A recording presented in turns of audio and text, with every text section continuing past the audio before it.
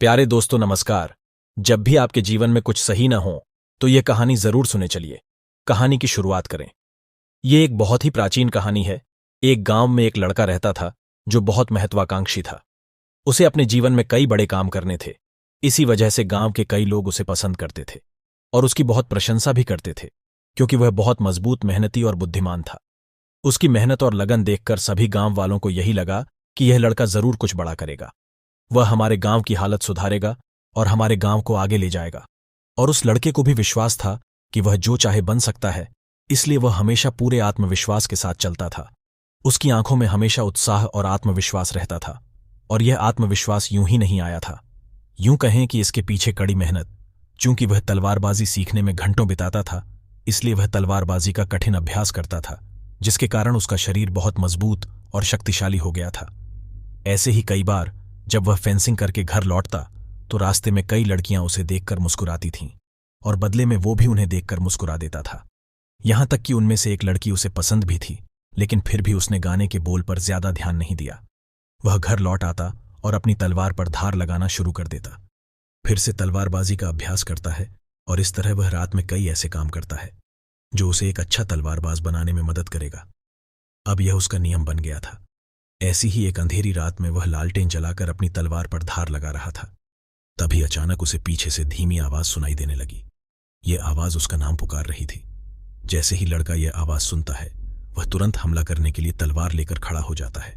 जैसे ही वह पीछे मुड़ता है तो देखता है कि वहां कोई इंसान नहीं है, बल्कि कोई सफेद और लाल चीज हवा में उड़ रही है। यह सफेद और लाल रंग की उड़ने वाली चीज एक आत्मा है, जिसे आप भूत भी कह सकते हैं। यह आत्मा दिखने में बहुत अजीब थी, क्योंकि वह न तो महिला की तरह दिखती थी और न ही पुरुष की तरह, न खुश न उदास। वह बहुत ही अजीब सी भाव भंगिमा के साथ हवा में उड़ रही थी। जैसे ही वह उड़ती है, वह कहती है कि मैं वह आत्मा हूं जो मुझे दिखाती है। उस लड़के को यह बात समझ नहीं आई, लेकिन वह डरता नहीं है। अपनी तलवार उठाकर पूछता है कि तुम कौन हो और क्या चाहते हो। आत्मा ने कहा, मुझे किसी चीज की जरूरत नहीं है, मैं बस तुम्हें अपनी ताकत दिखाना चाहता हूं। मैं शो स्पिरिट हूं। मैं तुम्हें वह सब कुछ दिखा सकता हूं जो तुम देखना चाहते हो। आत्मा की यह बात सुनकर लड़का थोड़ा हैरान हो जाता है, लेकिन क्योंकि यह बहुत अजीब घटना थी तो उसने उत्साहित होकर आत्मा से पूछा, क्या आप मुझे कुछ दिखा सकते हैं? तो आप मुझे इस दुनिया की सबसे महंगी तलवार दिखाइए, जो सोने और हीरे जवाहरातों से बनी है। यह सुनकर वह अपनी आत्मा को उड़ा देता है और एक छोटा सा बादल बनाता है, जिसके अंदर लड़के को वह चमकती हुई तलवार दिखाई देने लगती है, जो पूरी तरह से सोने की बनी हुई थी और उसमें हीरे जवाहरात जड़े हुए थे, जिससे एक योद्धा तलवार चलाने का अभ्यास कर रहा था। यह दृश्य कुछ देर तक चलता है और फिर गायब हो जाता है। अलग हैं, उनमें कुछ खास है।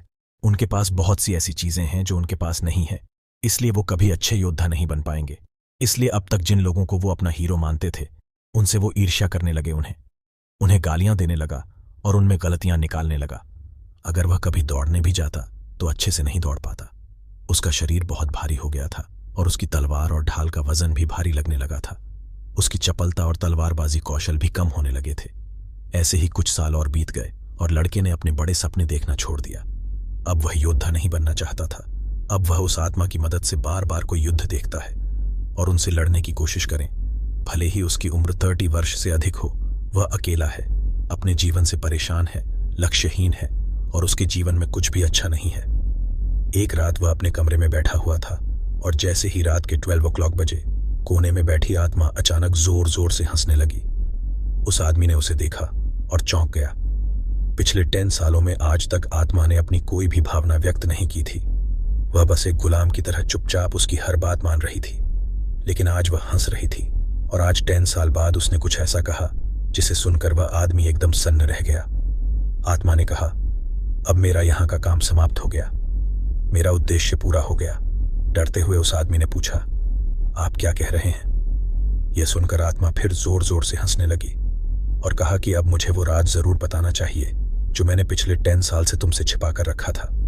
असल में मैं एक शैतान हूं और इस दुनिया में सभी बुराइयों की जड़ हूं। एक राक्षस आज रात इस गांव पर हमला करेगा और भविष्यवाणी में कहा गया है कि आपका जन्म उस राक्षस को नष्ट करने के लिए हुआ है। आप इस दुनिया के सबसे महान योद्धाओं में से एक बन सकते थे। आप वह योद्धा थे जिसने हमारी बुराइयों को नष्ट कर दिया, लेकिन अब बहुत देर हो चुकी है। आप कुछ नहीं कर सकते। अब हम इस गांव में भयानक विनाश करेंगे और सभी अच्छी आत्माओं को अपने साथ ले जाएंगे। यह सब सुनकर उस आदमी के होश उड़ जाते हैं, लेकिन फिर भी वह हैरान होकर पूछता है कि तुमने 10 साल तक इंतजार क्यों किया? तुम मुझे 10 साल पहले भी मार सकते थे। तब आत्मा ने कहा, देखो, ये तो बस भविष्यवाणी में बताया गया था कि इस संसार का कोई भी राक्षस, कोई शैतान, कोई भी योद्धा तुम्हें हरा नहीं सकता, और मैं तो एक छोटी सी जान हूं, तुम्हें छू भी नहीं सकती। लेकिन अगर तुम्हें कोई हरा सके तो वह आप स्वयं होंगे। इसीलिए मैंने तुमसे लड़ने के बजाय धीरे धीरे तुम्हें जहर दे दिया, तुम्हें ऐसी ऐसी कल्पनाएं दिखाईं, तुम्हारे साथ ऐसे ऐसे काम किए जिससे तुम अपने लक्ष्य से भटक गए और धीरे धीरे कमजोर हो गए। आज तुम इतने कमजोर आदमी हो गए हो कि न तो अपनी रक्षा कर सकते हो और न ही इस गांव की। यह सुनकर उस आदमी का दिमाग पूरी तरह से हिल गया। उसे एक बड़ा झटका लगा और उसके पेट में दर्द होने लगा। उसे इतना दर्द हुआ कि वह जमीन पर गिर पड़ा और धीरे धीरे दर्द से कराहते हुए बोला, क्या मैं उन खूबसूरत लड़कियों को एक बार फिर से देख सकता हूं? इस पर बुरी आत्मा ने हंसते हुए कहा, हां, हमेशा, लेकिन सपने में। दोस्तों, यह कहानी हमारे आज के समय पर भी बिल्कुल फिट बैठती है।